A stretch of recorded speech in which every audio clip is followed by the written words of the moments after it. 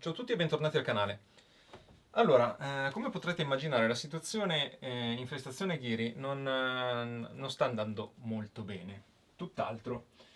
Per quanto riguarda quello che ormai è il deposito, ho fatto il lavoro con la rete metallica e di conseguenza dal sottotetto evidentemente dubito che possano entrare i ghiri. Nonostante questo, ho rilevato più di una intrusione con relativi danni causati dai ghiri. Guarda, ti voglio far vedere che cazzo di casino mi hanno fatto i ghiri qui al deposito. Eccolo lì, guardalo lì. Guarda, mi hanno mangiato tutti i favi, hanno rovesciato tutto, spaccato cose. E pensa che questo è il locale dove sono riuscito a mettere la rete su tutto il sottotetto e io non ho ancora capito dove cazzo entrano. Ora, io credo che non siano riusciti a passare dalla rete metallica, non siano riusciti a trovare un passaggio da lì, ma credo che siano riusciti a passare da alcuni buchi che avevo lasciato ancora nei muri, in zone che pensavo del tutto irraggiungibili, invece è evidente che loro riescono ancora a penetrare facendo labirinto in tutto il muro a secco e a sbucare fuori. Ora ho chiuso con della rete dietro a queste travi dove è difficilissimo dar la malta e sembrerebbe che per il momento ho risolto. Ora il problema si sta verificando qui purtroppo, nella camera da letto. L'infestazione ormai ha raggiunto il limite del tollerabile. Mi trovo a fare questo orribile lavoro di piazzare la rete metallica anche qua sopra, che onestamente avrei voluto assolutamente evitare. Purtroppo non posso fare altrimenti. Già che ci siamo, ho smontato tutto per appunto applicare la rete metallica e vi spiego anche alcune cose riguardo a questo lavoro che ho fatto. Allora, tanto per iniziare, ehm, piazzare la rete metallica sopra i pannelli non è assolutamente la cosa più intelligente. Andava messa prima, però siccome non mi va di tirar giù tutti i pannelli, applico la rete metallica. Tra l'altro c'è proprio il ghiro che sta girando in questo momento qui, quindi dintorni, magari verrà a farci visita. Eventualmente in un futuro potrò applicare altri pannelli sopra la rete e fare un lavoro di compensazione, ecco. Per quanto riguarda l'isolamento del sottotetto, ecco, questa è stata l'idea che ho avuto io. Ho pensato a diverse soluzioni, ma onestamente quella per quanto riguarda un rapporto di praticità e i minori materiali da portare su è stata l'unica soluzione che sono riuscito a trovare. Se qualcuno di voi ha delle soluzioni migliori, me le esponga. Allora, come è funzionato praticamente? Ho applicato i pannelli in polistirene estruso direttamente alle travi del tetto avvitate e poi sigillato tutti i vari spifferi col poliuretano espanso. Il lavoro diciamo che è venuto abbastanza bene, l'isolamento sicuramente c'è, l'isolamento termico. Per installare le perline poi ho creato dei livelli con degli assi avvitati ehm, su queste travi che essendo estremamente irregolari non consentivano di installare le perline direttamente sulla trave, era impossibile. Quindi questi assi laterali consentono di avere un piano sul quale installare le perline. Il problema è che il tetto così non è ispezionabile. Però altre soluzioni io non ne vedo. Altre soluzioni potevano essere decisamente molto più complesse, si poteva costruire tutta un'intelaiatura potenzialmente removibile, ma sarebbero stati richiesti molti più materiali, molto più impegno e oltretutto avrebbe ristretto anche lo spazio disponibile. Quindi questa secondo me è una soluzione da fare se avete un tetto in piode tradizionali. Molti dicono, ah, che peccato che non si vedono le travi che danno questo effetto rustico. Sì, è vero, ma i sottotetti che vedete con le travi a vista sono tetti in piodi normalmente rifatti, cioè le perline vengono installate dietro alle travi e poi viene fatta l'intelaiatura sulla quale vengono installate le piode che normalmente sono piode moderne e sono decisamente molto più precise rispetto alle piode tradizionali. Ecco, questa è la soluzione che ho pensato io. Adesso volevo farvi vedere anche un po' i danni che causano i ghiri. Sono danni veramente importanti. Questo è stato un anno terribile per quanto riguarda ghiri e roditori, erano veramente in un numero esorbitante. E i ghiri cosa fanno sui pannelli? Alla fine rosicchiano, come anche i topolini rosicchiano e fanno danni incredibili. Ora, siccome l'infestazione è a un livello insostenibile, Vorrei evitare che mangiassero materassi e coperte, perché questo è sicuramente quello che accadrebbe, è inevitabile. Qua mentre smontavo ho trovato questo buco, vedete, questo è proprio, rispetto agli altri buchi che ho trovato ad esempio sull'altro lato, questo è un buco molto grande, molto molto grande, ed è sicuramente una tana. Questa è una tana. Quindi qua vedete hanno fatto una tana e hanno distrutto praticamente tutto il pannello, quindi un danno notevole. Possono mangiarvi veramente tutto l'isolamento e voi non ve ne accorgete nemmeno. Adesso io sigilerò di nuovo tutti i buchi col poliuretano espanso, applicherò la rete e poi riperlinerò e sistemerò oltretutto alcuni dettagli magari a cui non avevo pensato quando avevo fatto questo lavoro. Questo è vivere nella natura. Non è come un film della Walt Disney. Vivere in mezzo alla natura significa avere un sacco di problematiche. Gli animali selvatici possono essere veramente fastidiosi per la vostra tranquillità.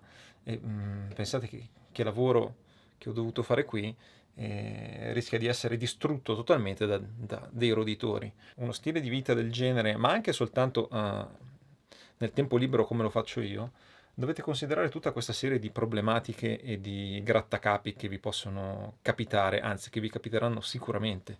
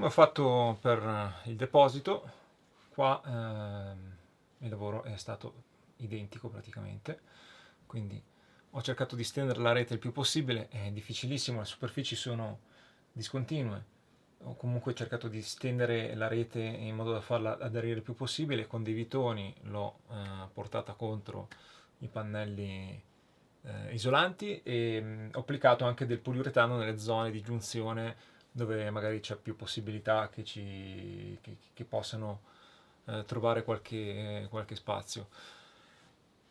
Funzionerà questo lavoro? Io non lo so.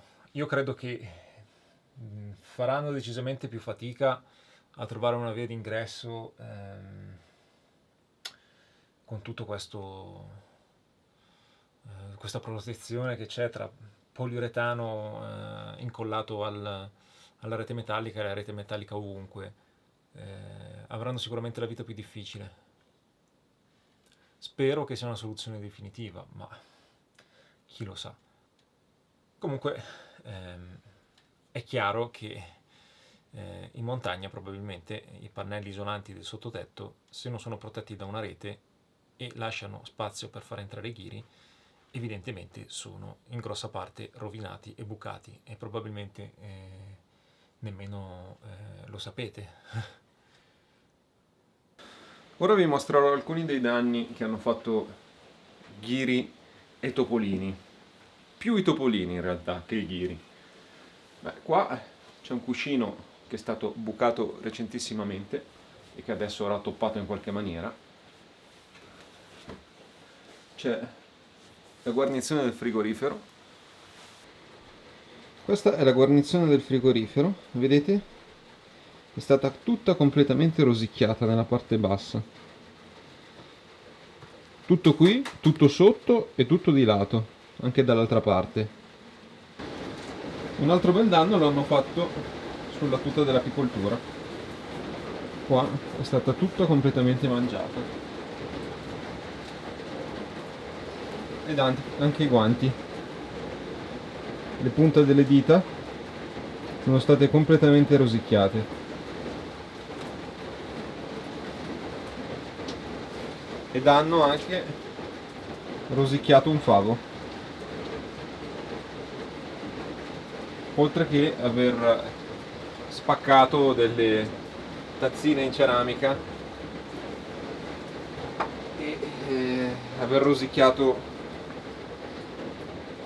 una parte della superficie dei favi dei melari senza aver fatto particolari danni. Comunque ormai l'autunno e l'inverno sono alle porte, come potrete notare dal meteo. Cominciano ad arrivare le prime piogge forti, le temperature calano, i ghiri stanno facendo scorte di cibo per l'inverno, è il periodo in cui ingrassano, avevo letto che possono addirittura triplicare il loro peso, quindi dei ghiri obesi si stanno preparando per andare in letargo e non li vedremo più fino a maggio, quindi la situazione sicuramente sarà tranquilla. In ogni caso io spero veramente di aver risolto facendo questo lavoro abbastanza impegnativo. Per questo video è tutto, ci vediamo al prossimo video, un saluto da Luca, ciao!